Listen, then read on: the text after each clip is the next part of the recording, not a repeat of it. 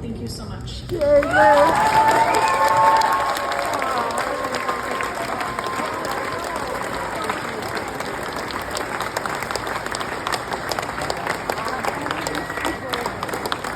right, now we have an amazing friend from my dad every single day for too many years to count, Danny Contreras.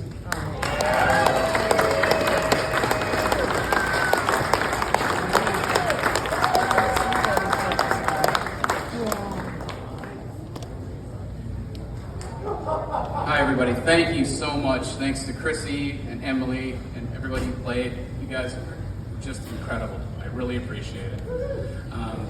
My name's Danny, and I'm a nurse at Abbott Northwestern. But in the 90s, I was not. I was a massive fan of the Slim Dumb Light Band. I look forward every week, every month, I look forward to the shows at the Turf Club, sponsored by the SBMC. Rob Rule is here. And I don't think I'd be standing here without you. I can't tell you how much I appreciate it. I was an engineer, I didn't like my job, I didn't want to do it anymore, and my employer felt the same. So I changed careers to nursing, which was a massive, huge undertaking. And I became a nurse in 2011, and soon after that, unfortunately, Bob suffered a stroke. And as other people have mentioned, I was floated to a different area of the hospital. Bob had been in and out of rehabs and hospital stays. And the nurse was going on break, and she said, yeah, I got this guy, and he was in a band around here that was really popular. I'm like, was it the Replacements? She said, yeah, that's what it is. Ran over, waved at Bob. He could still move his arm really well, and he could talk really well back then. He waved at me, and he said, oh, I remember you, and we caught up. It was fantastic. And he would say, hey, what's that nurse's name? Like, her name is Becky. Hey, Becky, come over here. I want to talk. Everyone who took care of Bob really loved him. And all the things you've heard from Brad and from Liz, thank you, Liz, that was awesome. It's true, he lived life. And around that time, I was talking to Christy, and she said, I'm going to take Bob home. I said, what? She says, I don't want to be at Walker. I don't want to be at nursing homes anymore. We want to be at home. And I knew that this was a massive undertaking. And I kind of thought to myself, well, is there anything I can do? Can I help out? Can I come over? She was like, yeah, sure. You know, she knew me from shows and things like that, but didn't know me as a caregiver at all. And so I came over, and I thought, what are we going to do? I thought, maybe we can read. So we started reading a book, and it was a Hank Williams biography. It's a fantastic book. So I would come over, would sit down, and we would start reading. But we weren't a guy in a hospital bed and a guy in a chair. We existed in Montgomery, Alabama.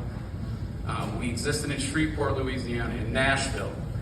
And we sat in recording studios while Hank Williams cut his first records for MGM, I think in 47, and it was moving on over, and I saw the light. The guy would just cut hit records. And hours would go by, and Bob had a lot of stamina back, and we could read for hours, and it seemed like nothing.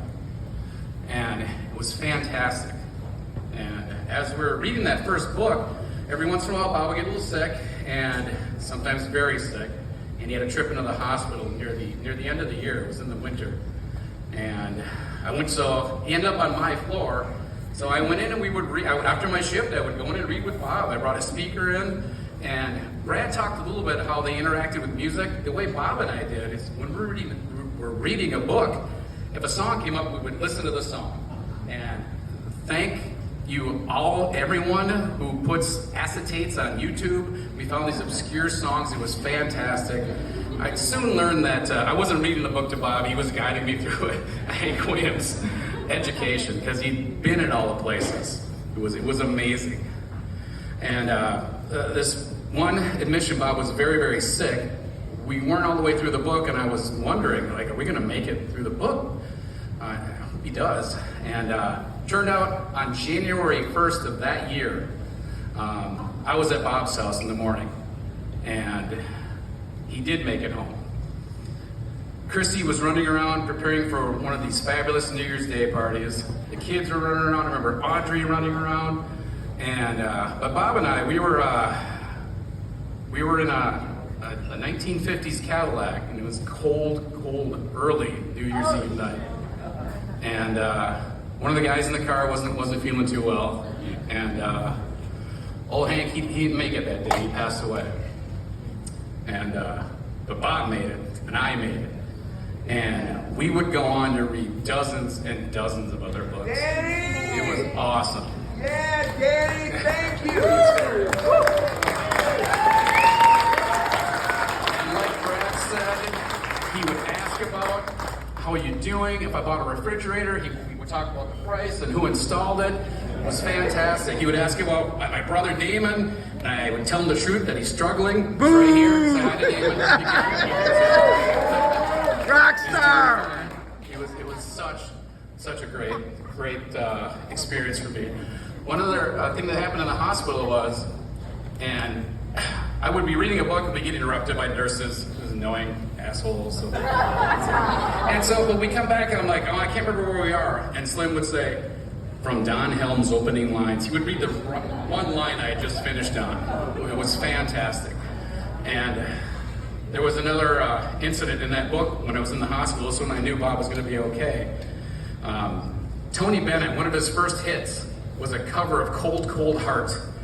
And later on, he played that song on an Opry broadcast on ABC. And while he was playing it, Ernest Tubbs fixed him with a cold, icy stare the entire time he was singing it. And I looked up at Bob, and there was this grin from ear to ear. And that's that grin you see in these pictures that I remember from stage, that same one. I'm like, oh, we're gonna be okay. I gotta check my notes because I want to get through this.